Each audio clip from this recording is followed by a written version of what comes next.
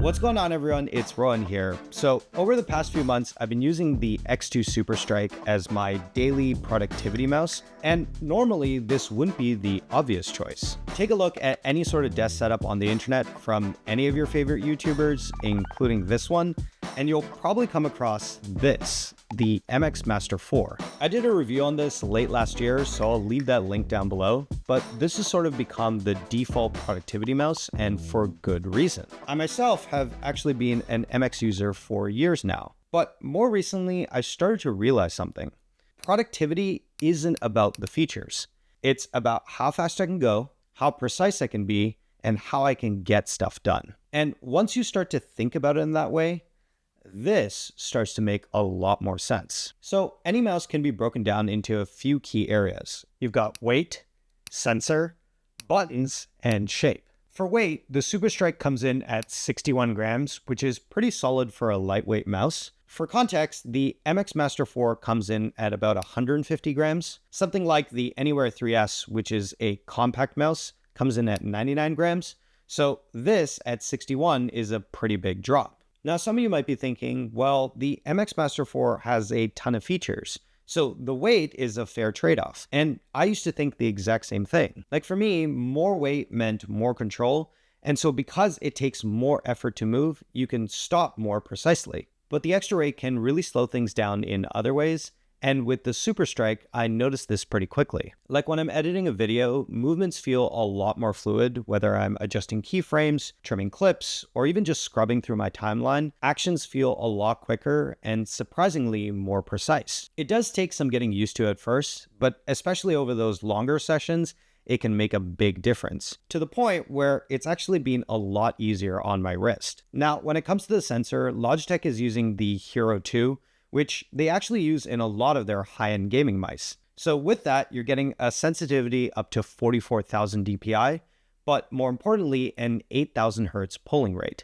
And that polling rate is really important when it comes to accuracy. If you aren't familiar, the polling rate is how often the mouse reports its position to the computer. And the reason why I bring this up is with something like the MX Master, every so often, it'll slightly drop out or skip across the screen. And for more precise work, this can really throw you off. With the Superstrike, because it's polling more frequently, it's able to keep track of those movements a lot more precisely. And in apps like Figma, where that matters, I found that it was a lot more consistent at tracking small adjustments or when I was moving things around, even in heavier files. There's a lot less back and forth and correcting I need to do, which over time really adds up, and I can confidently say has saved me a lot of frustration. And the sensitivity itself can be customized through G-Hub.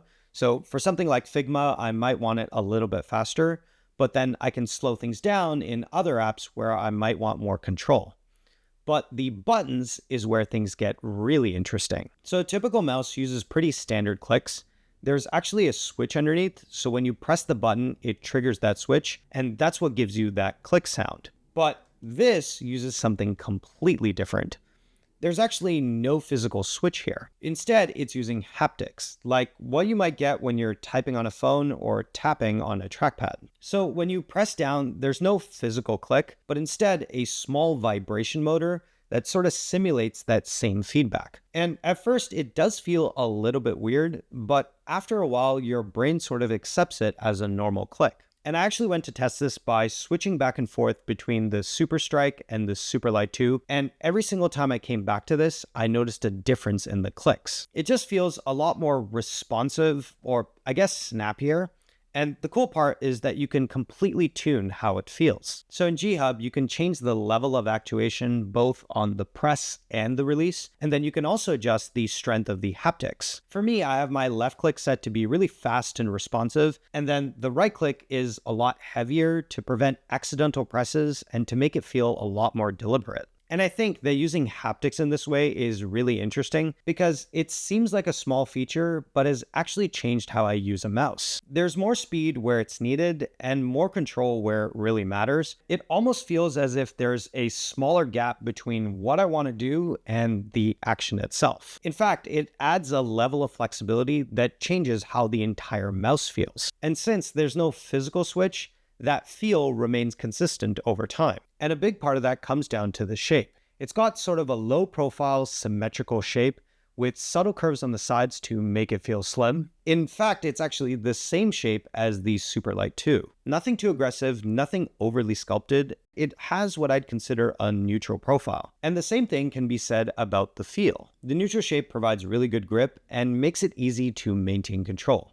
Again, if you've used something like the Superlight 2, this is going to feel very familiar in the hand. Now, I do want to touch on the design because it does lean more towards the gamer side. You've got this two-tone look, black buttons, white body, with these gamery accents all over the mouse. I mean, most of the time, a gaming mouse is either super stealth, or they go to the other end with fancy RGB and bold branding.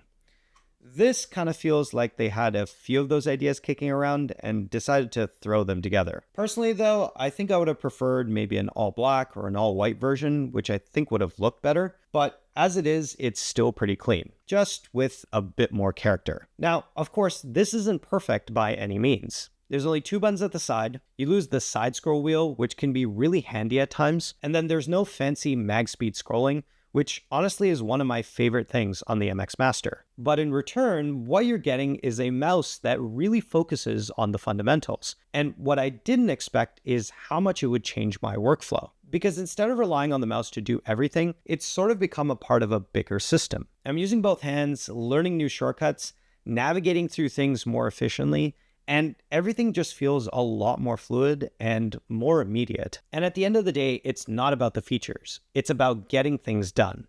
And this just feels like a better way to do that. Now, if you're interested in picking one of these up, it does come in at $240, which seems kind of high for a gaming mouse, but I think most of that has to do with an early adopter's tax. That being said, I think that the price is kind of justified when you look at the overall package that Logitech has put together. I'll link it down below if you want to check it out. And I'll also link the Superlight 2, which I still think is a really great option if you want something similar and want to save a few bucks. But I want to know what you think. Is the X2 Superstrike a gimmick or maybe a glimpse of where mice are headed?